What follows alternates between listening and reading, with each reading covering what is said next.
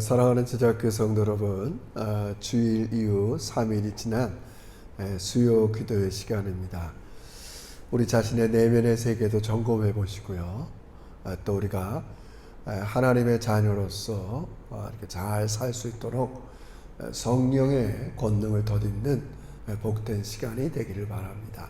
우리 겸손하게 마음을 모아서 하나님을 향하여 기도하겠습니다. 하나님 고맙습니다. 그리고 사랑합니다.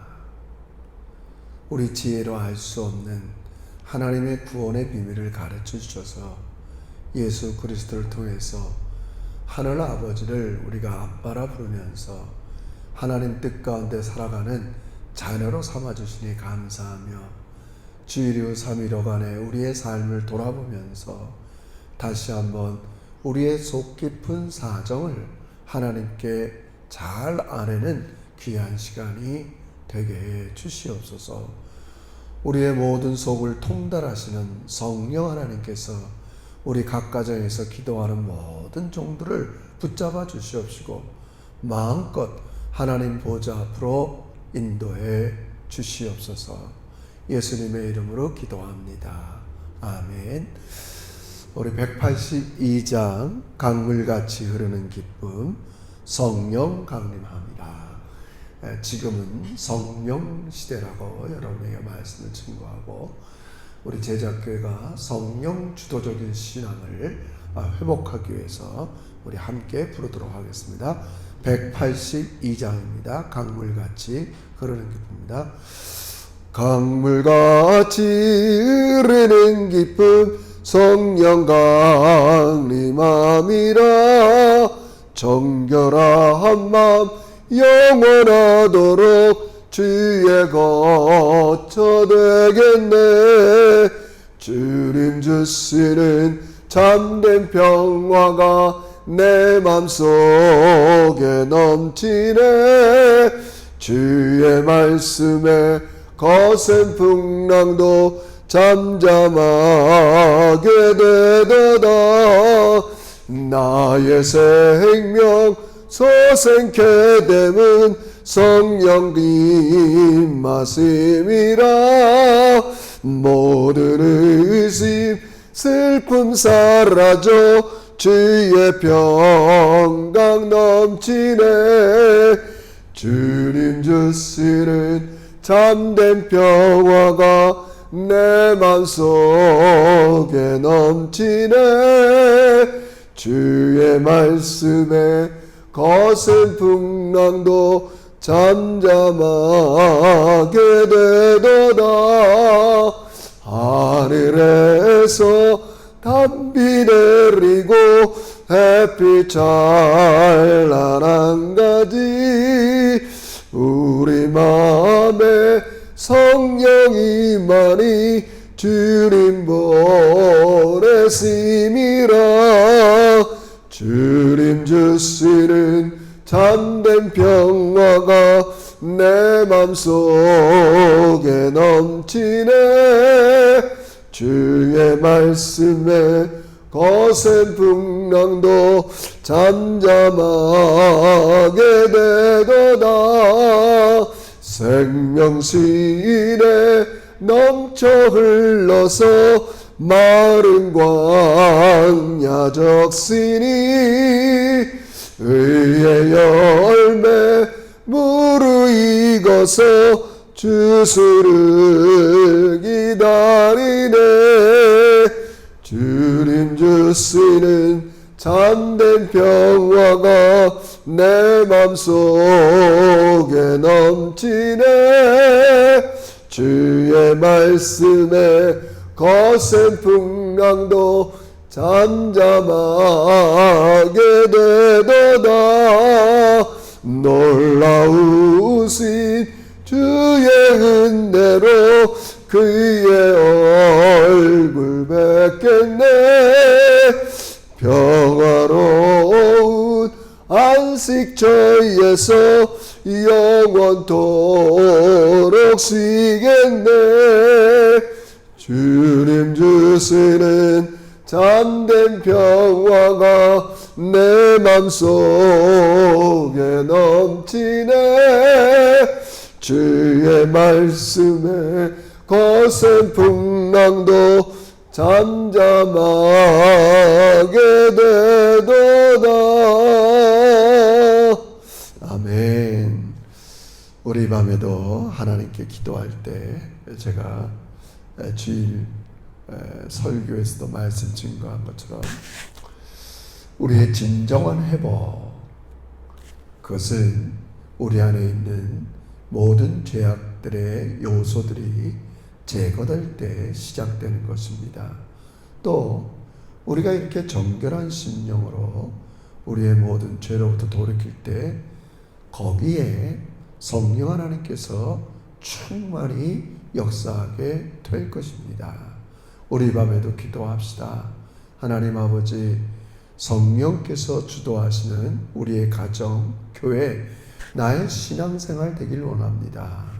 그런데 성령의 인도에 방해가 되는 내 마음에 죄악된 요소들을 이 밤에 발견하게 하시고, 그것이 여전히 자기 유익과 교만과 내 생각이 그렇게 방해하고 있다면 하나님 내려놓게 도와주시고 끊어버리게 하시고 돌이키는, 그래서 하나님을 향하는 그런 믿음의 길을 열어주세요. 특별히 우리 자녀들이 이렇게 해야 됩니다.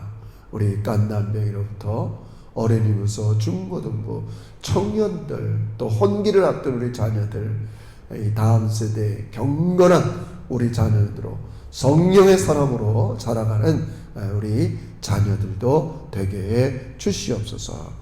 우리 이런 마음을 가지고 하나님께 간절히 성령께서 자유롭게 임하는 우리의 심령 되게 하시고, 또 우리 각각 영혼이 성령께 순종하는 새로운 영혼 되게 하달라고, 우리 성령 충만한 이 밤 되게 해달라고 같이 기도하겠습니다.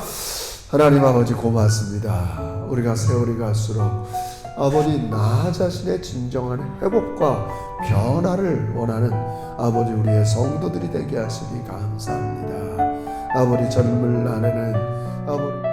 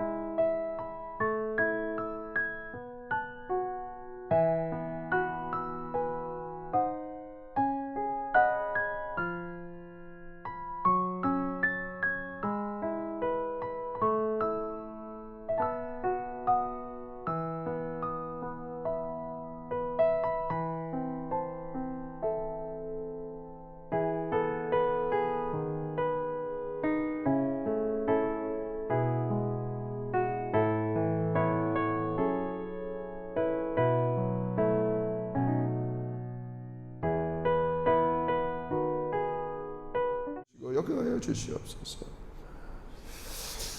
예수님의 이름으로 기도합니다. 아멘.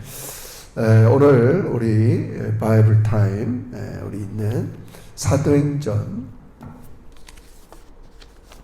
4장, 우리 오늘 본문 사도행전 4장 13절에서 22절까지 우리 같이 집에서 읽도록 하겠습니다. 사도행전 4장 13절입니다. 우리 잘 내용을 이해하면서 하나님의 음성이 들리길 바랍니다. 13절입니다. 그들이 베드로와 요한이 담대하게 말함을 보고 그들을 본래 학문 없는 범인으로 알았다가 이상히 여기며 또 전에 예수와 함께 있던 줄도 알고 또 병 나은 사람이 그들과 함께 서 있는 것을 보고 비난할 말이 없는지라 명하여 공회에서 나가라 하고 서로 의논하여 이르되 이 사람들을 어떻게 할까? 그들로 말미암아 유명한 표적이 나타난 것이 예루살렘에 사는 모든 사람에게 알려졌으니 우리도 부인할 수 없는지라. 이것이 민간에도 퍼지지 못하게 그들을 위협하여 이후에는 이 이름으로 아무에게도 말하지 말게 하자 하고 그들을 불러 경고하여 도무지 예수의 이름으로 말하지도 말고 가르치지도 말라 하니 베드로와 요한이 대답하여 이르되 하나님 앞에서 너희의 말을 듣는 것이 하나님의 말씀을 듣는 것보다 옳은가 판단하라. 우리는 보고 들은 것을 말하지 아니할 수 없다 하니 관리들이 백성들 때문에 그들을 어떻게 처벌할지 방법을 찾지 못하고 다시 위협하여 놓아 주었으니 이는 모든 사람이 그 된 일을 보고 하나님께 영광을 돌림이라. 표적으로 병 나은 사람은 40여세나 되었더라. 아멘. 사랑하는 성도 여러분, 다시 한번 여러분의 가정, 여러분의 자녀, 여러분의 영혼을 우리 주 예수 그리스도의 이름으로 축복합니다.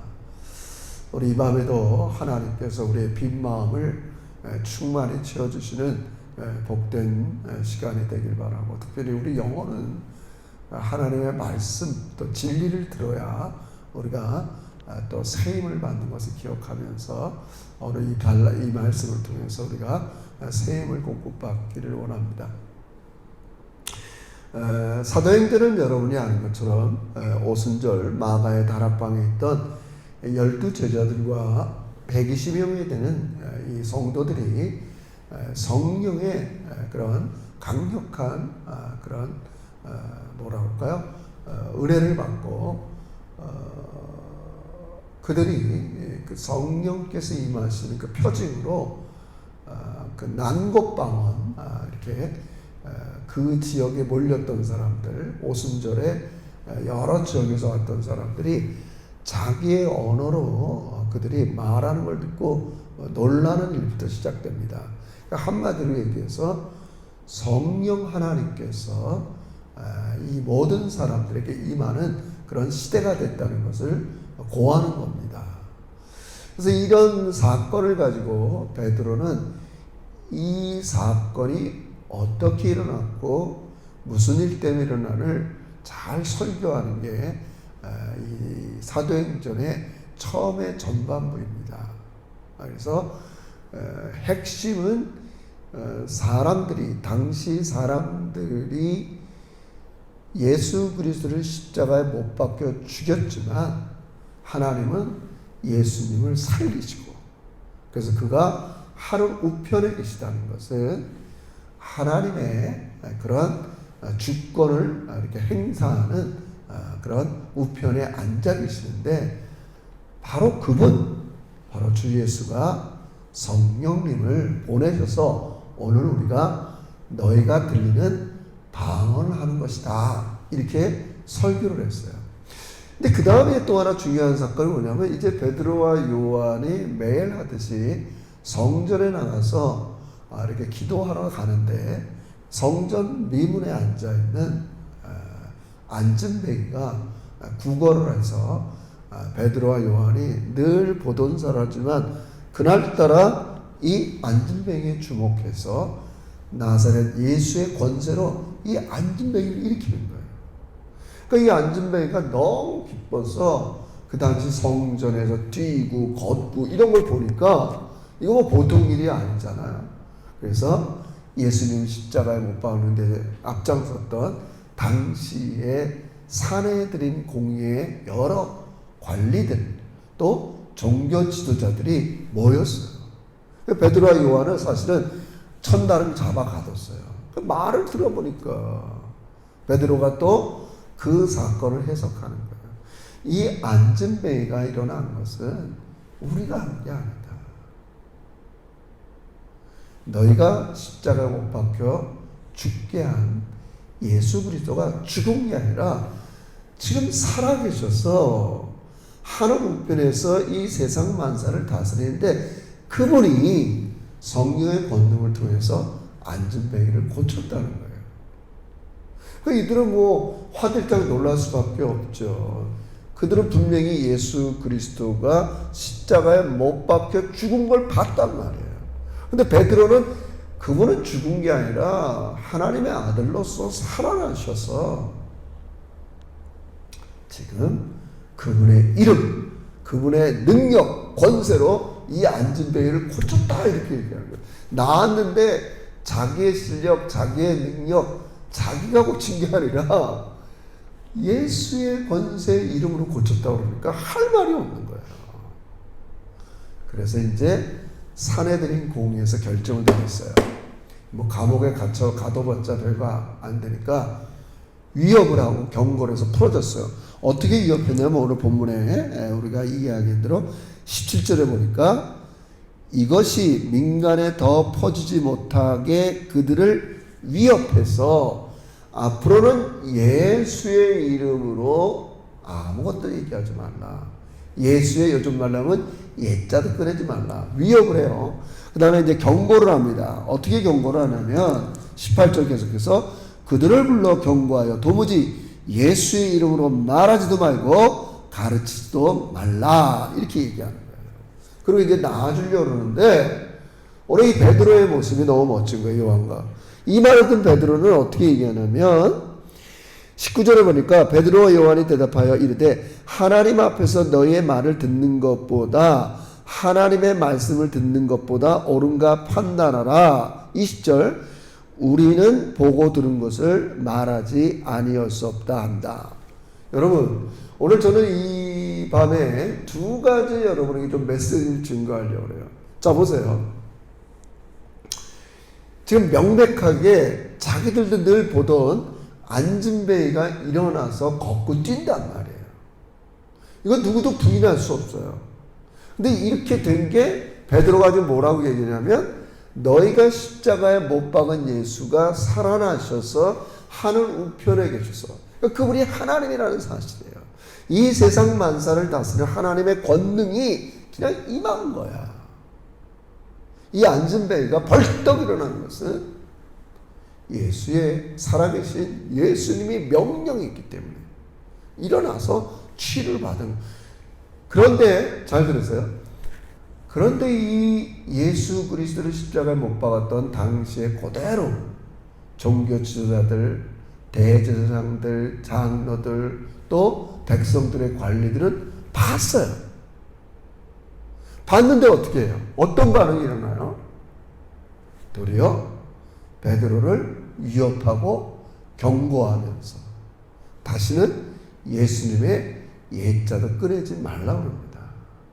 여러분 우리는 좀 덜할 수도 있지만 예수 믿는 사람이나 우리가 예수를 믿고 나서도 이렇게 명백한 하나님의 진리, 명백한 하나님의 능력이 나타났음에도 불구하고 많은 사람들은 자기 입장을 고수해요. 눈으로 봤어요. 표적과 기적과 이것은 인간이 한 게 아니라 예수가 진짜 메시아였고 하나님의 아들이셨고 지금도 하늘 우편 보좌에서 이 세상을 다스리는 하나님이시구나. 이 진리가 명백히 드러나도 이 종교 지도자들은 이 진리 앞에 무엇이 가로막고 있는 것 같아요? 그게 교만이에요. 자기가 갖고 있는 입장을 내려놓을 수가 없는 거예요. 종교 지도자라는 입장, 백성들의 관리라는 입장, 그거를 내려놓는 순간 어떤 일이 벌어질까요? 자기가 여태껏 누리던 이익들을 내려놔야 돼요. 자기가 가짜 종교자가 되는 거고, 자격 없는 종교 지도자가 되는 거고, 권력과 자기가 누리던 것들을 내려놓을 수밖에 없어요. 여러분, 어쩌면 많은 그리스도인, 저도 마찬가지예요. 어떨 때는 진리를 얘기하고 그러지만 막상 그 진리가, 그 말씀이 나한테 불리하게 작동하면 모른 척하고 넘어갈 수 있어요. 우리 인간이 그래요. 그것을 성경에서는 교만이라고 하는 겁니다. 하나님의 명백한 진리 앞에 자기 입장을 고수하는 게 교만이에요. 내 입장, 내 처지, 내 유불리, 이게 더 중요한 거예요. 이것 때문에 이렇게 하는 게 하나님의 뜻인 줄 알아요. 여러분, 지금도 많은 그리스도인들이 진리를 이렇게 몰라서 안 지키는 게 아니지 않습니까? 그렇게 진리를 지키면 내 사회적인 위치나 경제적인 손실이 오는 것을 느끼면 그는 진리 앞에 그걸 내려놓지 못할 경우가 많이 있는 거죠, 여러분. 이게 우리의 시험이에요. 당시 종교 지도자들도 얼마나 그들이 율법을 많이 연구하고 또 한 유대 나라의 그런 종교 지도자로서의 그런 삶을 살았겠어요. 알지만 명백히 예수 그리스도가 살아나셔서 지금 안진뱅이를 고친 것들을 눈으로 봤어요. 그러나 자기 입장이 더 중요하면 그걸 부정하는 거예요, 여러분. 우리 읽지는 않았지만 이 중에서도 사두개파들은 그런 예수가 살아났다는 말 자체, 부활을 싫어하는 사람이다, 이렇게도 나와요, 오늘 본문에는.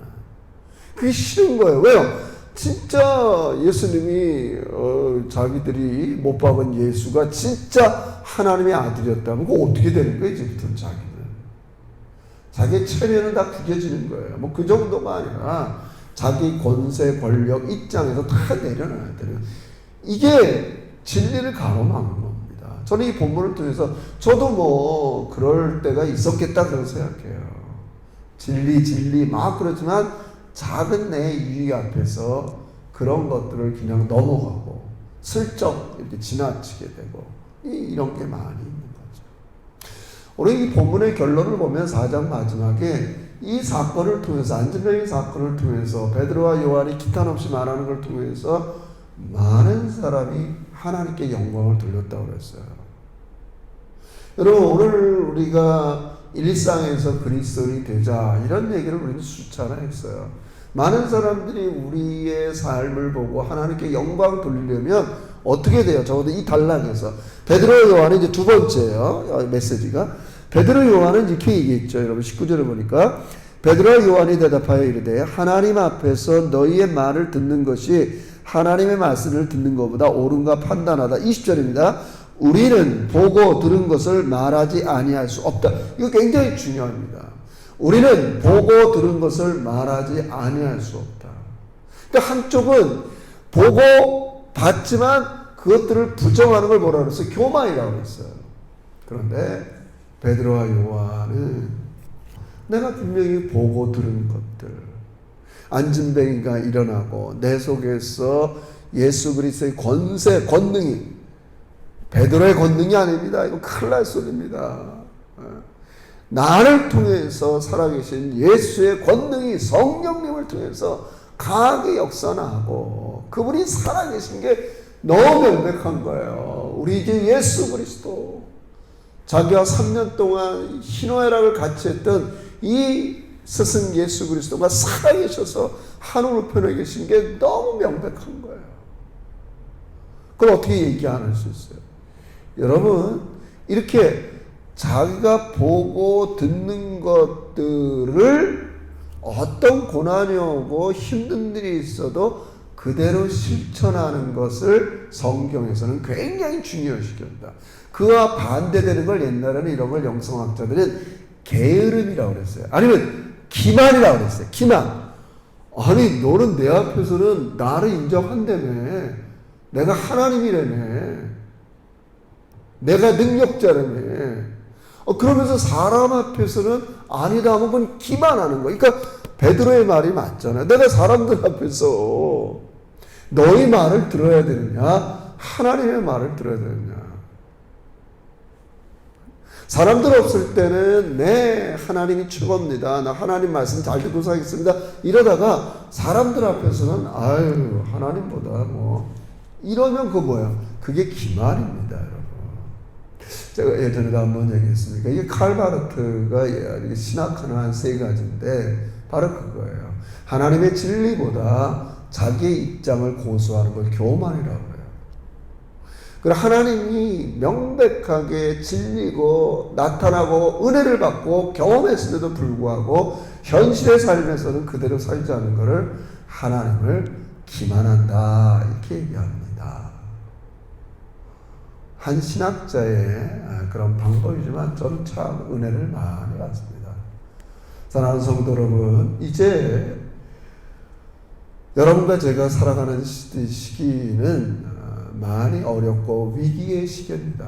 그건 단순히 뭐 물질 이런 것 때문에 그런 게 아닙니다.